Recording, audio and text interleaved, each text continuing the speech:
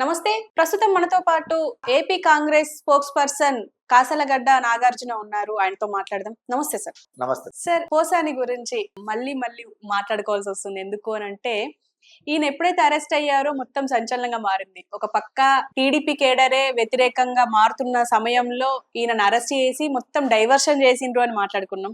కానీ ఇప్పుడేమో సజ్జల పంపిన స్క్రిప్ట్ ప్రకారమే నేను మాట్లాడాను మీడియా ముందర అని చెప్పేసి ఆయన నుంచి వస్తున్న స్టేట్మెంట్లు ఇవి. ఎలా చూడొచ్చు అంటారు ఇదంతా? ఎట్టకేలకి పోసానికి ఉన్న పూసలైతే రాలిపోయింది మేడం.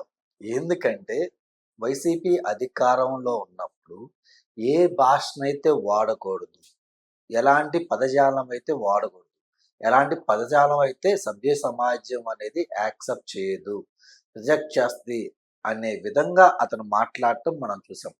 ఎందుకంటే ఆయన యొక్క బ్యాక్గ్రౌండ్ చూసుకుంటా వెళ్తే ఆయనకి తెలుగు మీద చాలా విధంగా పట్టుంది. ఎందుకంటే అతను ఒక సామాన్య ఫ్యామిలీ నుంచి హైదరాబాద్ కానీ అప్పుడున్న మద్రాస్ కానీ వెళ్ళి ఇలా ఇన్ని వందల కోట్లు కానీ ఇంత ఆస్తి కానీ సంపాదించాడంటే దానికి కారణం తెలుగు సంస్కృతి, తెలుగు భాష. ఈ తెలుగు మాత్రమే అతనికి అన్నం పెట్టింది. ఇంగ్లీషో, ఉర్దూనో లేదా హిందీనో అతనికి అన్నం పెట్టల. తెలుగు భాషే, తెలుగు రచయితగా తను రాసిన మాటలే తనకి అన్నం పెట్టి, నథింగ్ బట్ తెలుగు ఒక అమ్మలాగా అంతకంటే ఎక్కువగా తను ఫీల్ కావాలి. జనరల్గా మనం తెలుగు భాషని అమ్మ భాషగా ఫీల్ అవుతాం, కానీ అతను దానికి 10 ఎక్కువ ఫీల్ కావాలి. ఎందుకంటే ఆ భాషనే నమ్ముకొని అంత సంపాదించాడు కాబట్టి వాళ్ళ పిల్ల ఈరోజు బతుకుతుంది ఆ భాష మీద. అలాంటి పెద్ద మనిషి ఆ రోజు బయటకు వచ్చి ఆ విధంగా మాట్లాడాలంటే ఆ రోజే మనం అనుకున్నాం, ఇతను ఈ భాష మాట్లాడుతున్నాడంటే ఇతను ఉద్దేశం కాదు, ఇతను వెనక ఎవరో ఉన్నారు, ఎవరో మాట్లాడేస్తున్నారు చెప్పి అప్పుడు మనం అందరం బలంగా ఇదే. ఎందుకంటే అతనికి తెలుగు మీద గ్రిప్ లేక పట్టు లేక మాడతూలు అంటలా, కావాలని ఇంటెన్షనల్ గా అన్నం అని చెప్పి మనం చూసినాం. ఇప్పుడు అరెస్ట్ అయ్యి 2 పీకితే పూసలు రాలేలాగా ట్రీట్మెంట్ ఇస్తే ఇప్పుడు నిజాలు బయట పెట్టాడు.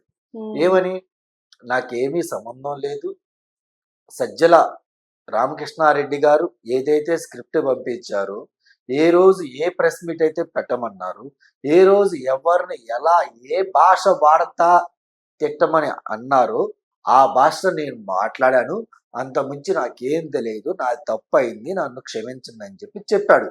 దాంతోపాటు ఆయన ఏం చెప్పాడు, నేను మాట్లాడిన భాషని సజ్జల రామకృష్ణారెడ్డి యొక్క కుమారుడు సజ్జల భార్గవ్ ఎవరైతే ఉన్నాడో అతను సోషల్ మీడియాలో దీన్ని వైరల్ చేయటం ఆయన డ్యూటీ.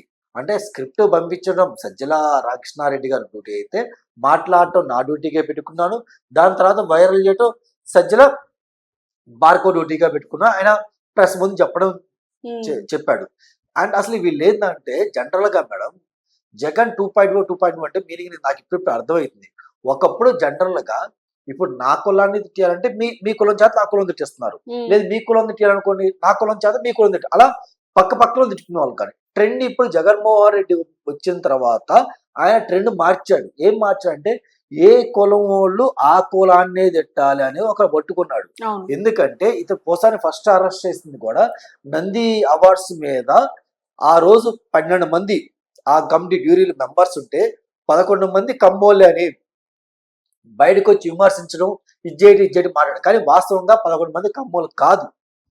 కానీ ఇతను కావాలని ఆ రోజు సమాజానికి చెడ్డ మెసేజ్ ఇవ్వడానికి ఆ యొక్క సామాజిక వర్గం మీద ఇతను నోటికి వచ్చిన విధంగా మాట్లాడి అతనేమంటున్నాడంటే, అతని లాయర్ కూడా నిన్న ఒక ప్రముఖ ఛానల్ TV5 లో ఒక డిబేట్ లో మాట్లాడుతూ వాళ్ళ లాయర్ కూడా వాళ్ళ కులాన్ని మనం తిట్టుకున్నాడు కదా, దాని తప్పేందంటే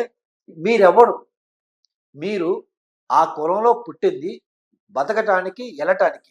ఆ కులంలో మీలాంటి వాళ్ళు చాలా మంది పుట్టారు, చాలా మంచి పేరు కూడా తెచ్చిన వాళ్ళు ఉన్నారు. సో మీరు ఆ కులంలో పుట్టినందుకు చాతైతే మంచి పేరు దాండి, లేదా ఉన్న రోజు బతికేసి తర్వాత వెళ్ళిపోండి. అంతేగాని నాకు డబ్బులు ఇస్తున్నారు, నా కులంతో అవసరం లేదని చెప్పి మీరు ఆ కులాన్ని దూషిస్తే, ఆ కులం చాలా మంది, ఏ కులమైనా సరే ఆ కులంలో చాలా మంది బతుకుతున్నారు కదా. రేపొద్దున ఆ కులాన్ని పక్క కులాలు కానీ ఇంకోళ్ళు కానీ ఎలా చూస్తారు, చిన్న చూపు చూస్తారు కదా. ఎందుకంటే ఇప్పటికీ మనకు కులం అనేది కీ రోల్ ప్లే చేస్తుంది. ఇంకా కులం కొట్టుకుంటాం ఏంటంటే నిజంగా ఉంది కాబట్టి కొట్టుకుంటున్నాం, లేదంటే మనం కొట్టుకోం కదా.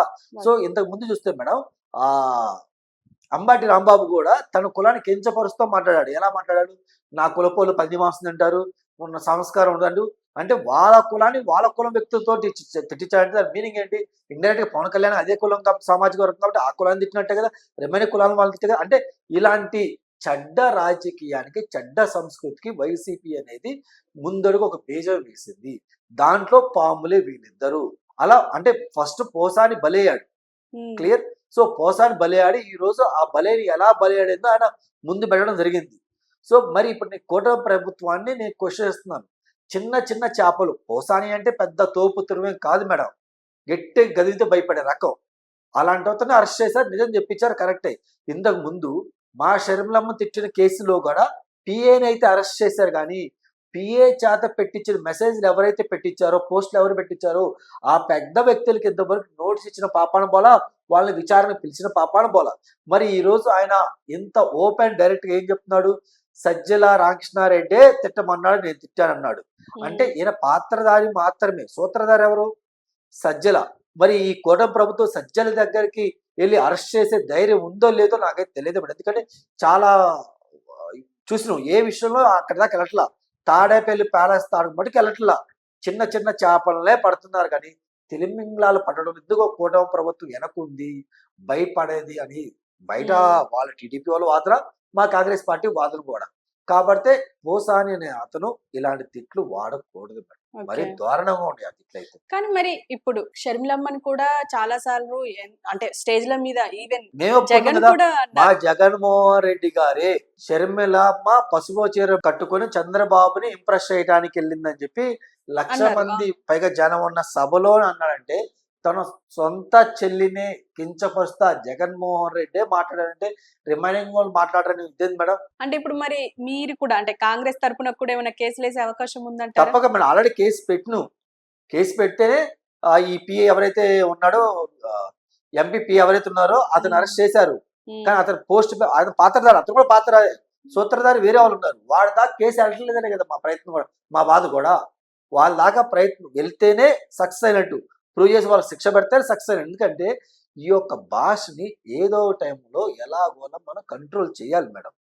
భాషలో కూడా 3 రకాల భాషలు ఉంటాయి.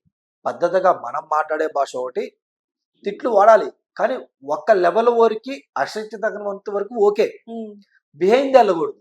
కానీ వైసీపీ వాళ్ళు ఏదైతే ప్రచారం చేశాడో అది బిహైండ్ ద లెవెల్ ప్రచారం చేశారు. దానికని ఈరోజు కోర్టులు కూడా వాళ్ళు ఎంత ఇది నాన్ బెయిలబుల్ కదా, 5 years బిలోనే కదా, మీరు నోటీస్ ఇచ్చి వదిలిపెట్టినంటే జడ్జిలు కూడా ఇది ఒక మానసిక రోగం. ఎందుకంటే ఒక దెబ్బ తగిలితే మానిపోయింది, కొట్టుకున్నా కానీ 2 రోజులు అయితే ఇదే అవుతుంది.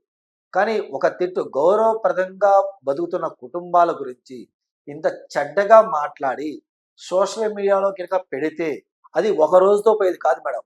ఎన్ నెంబర్ ఆఫ్ టైమ్స్ చూపించిన జనాలకి చూపిస్తా, కొత్త వ్యక్తి చూపిస్తా, అదే సర్కిల్ అవుట్ అవుతా ఉంటది. అంటే చాలా చాలా పెద్ద తప్పు, పెద్ద కేసు ఇది.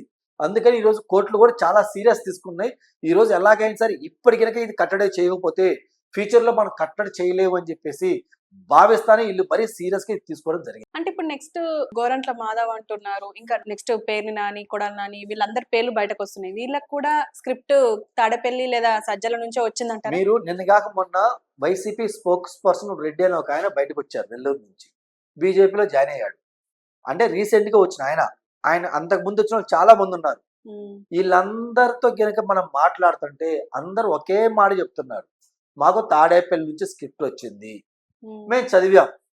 లేదు వాళ్ళు పంపించిన స్క్రిప్ట్ కనుక మేము చదవకపోతే, మేము తిట్టకపోతే, మేము మాట్లాడకపోతే మమ్మల్ని మీడియా వాళ్ళకి పిలవద్దని చెప్తున్నారని చెప్పి డైరెక్ట్ గా వాళ్ళ ఫేస్ మీద చెప్పడమే జరుగుతుంది. ఎక్కడ మేడం?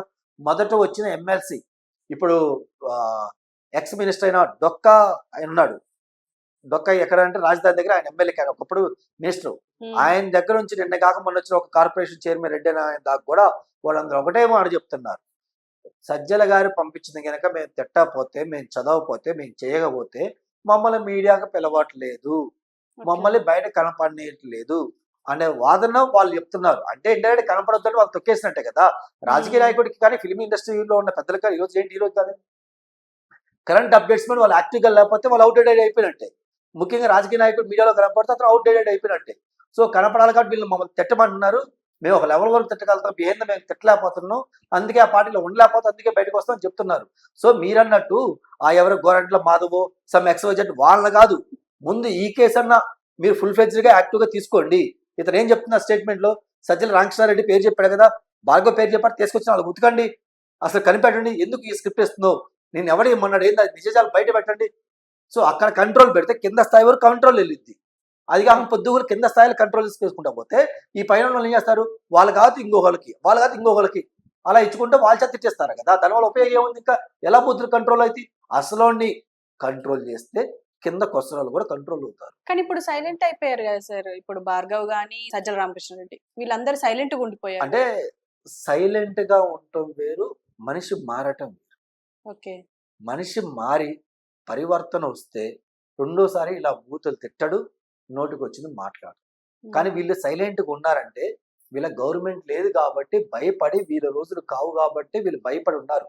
రేపటి రోజు వీళ్ళ రోజులు వస్తే దీనికి పదింతలు కనుక బూతులు వాడతారు, దీనికి పదింతలు సమాజంలో గౌరవంగా బతుకుతున్న మనలాంటి వాళ్ళు కూడా కించపరుస్తూ మాట్లాడతారు. ఎందుకంటే రాజకీయంలో ఉన్న ఒక వ్యక్తిని కనుక టార్గెట్ చేయాలంటే డబ్బు పరంగా కానీ రాజకీయ పరంగా టార్గెట్ చేయొచ్చు, కానీ వాళ్ళు అలా చేయట్లా. చాలా తెలివిగా వాళ్ళ ఇంట్లో ఉన్న వాళ్ళ అమ్మనో, వాళ్ళ చెల్లినో, వాళ్ళ అక్కనో, లేదంటే వాళ్ళ భార్యనో వీళ్ళని తిట్టడం వల్ల వీళ్ళు ఫీల్ అవుతారు, వీళ్ళు రాజకీయాల నుంచి వైదొలుగుతారు, మనకెందుకు ఈ రాజకీయం అనే విధంగా వీళ్ళు మారతారు. ఆటోమేటిక్గా మన రాజ్యాధికారం అనుభవించవచ్చు కదా అన్న దూరంలో వైసీపీ పెద్దలు ఉన్నారు. అది కరెక్ట్ కాదు. సో మేము సైలెంట్ గా ఉన్నంత ఉన్నాం, మమ్మల్ని వదిలేయండి, మేము రాజకీయాల నుంచి బయటకు వచ్చాం, మమ్మల్ని వదిలేయండి అంటే చేసిన తప్పుకి శిక్ష పడాలి. అంటే నా క్వశ్చన్ ఏంటంటే, ఈ ఇప్పుడు ప్రభుత్వం ఏదైతే చేస్తుందో కూటమి ప్రభుత్వం, ఇది ఒక కక్ష సాధింపు అని నేను అంట. మీరేమంటారు? కక్ష సాధింపు అని మనం ఎలా అంటాం? ఇప్పుడు హారిక గారు ఉన్నారు, హారిక గారు ఒక జర్నలిస్ట్, చదువుకున్న కోర్సు కూడా అదే. ఇప్పుడు మీడియా కాబట్టి మీరు కూటమి ప్రభుత్వాన్ని ప్రశ్నిస్తే మిమ్మల్ని తీసుకెళ్లి బొక్కలేస్తే అది కక్ష సాధింపు చర్య, అది కావాలని చేసినట్టు. క్లియర్. ఎందుకని మీరు పద్ధతిగా మాట్లాడారు, పద్ధతిగా క్వశ్చన్ చేశారు, గవర్నమెంట్ చేసిన తప్పుల్ని 4 చేతులతో 4 రకాలుగా మీరు ఎత్తి చూపిస్తున్నారు. దానికి మిమ్మల్ని గవర్నమెంట్ అరెస్ట్ చేసి జైల్లో పెట్టి దాన్ని కక్ష చర్య అంటారు. అంతేగాని మీరు ఏదో ఒక మర్డర్ చేసో, 4 బూతులు తిట్టో, 10 మంది దాకా 10 రూపాయలు తీసుకొని వాళ్ళకి ఎగ్గొట్టడం, ఇలాంటి తప్పుడు పనులు చేసినప్పుడు మిమ్మల్ని మిమ్మల్ని జైల్లో పెడితే దాన్ని కక్ష చర్య అని మనం ఎలా అంటాం? ఎలా అంటాం మేడం? ఇప్పుడు పోసాని మాట్లాడిన దానికి పోసాని ఒప్పుకున్నాడు, ఏమని, తప్పైందండి, నన్ను క్షమించండి, నేను ఆ రోజు మాట్లాడాల్సి వచ్చింది అని చెప్పి ఆయనే ఒప్పుకున్నాడు. ఆయన ఒప్పుకున్నప్పుడు కాంగ్రెస్, వైసీపీ ఇంకొకరిలో కక్ష సాధింపు చర్య అని మనం ఎలా అనగలం? మనకు రైట్ ఆడిది, అతనే ఒప్పుకున్నాడు నా తప్పైందని మనం ఎలా అంటాం?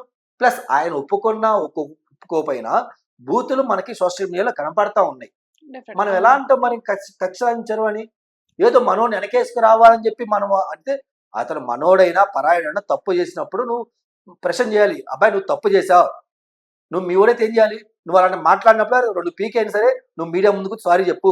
పవన్ కళ్యాణ్ భార్యని కానీ చంద్రబాబు గారి భార్యని వాళ్ళ కూడా అలా తిట్టకూడదు కదా, గౌరవంగా బతుకుతున్నప్పుడు అలా చేయకూడదు కదా అని చెప్పి మాట్లాడాలి కదా. మరి అప్పుడు తీసుకోలేని చర్యలు ఇప్పుడు 9 నెలలు అయిపోయింది ప్రభుత్వం ఏర్పాటయ్యి, ఇప్పుడు ఎందుకు తీసుకుంటున్నారంట? మేడం, మా షర్మిలమ్మ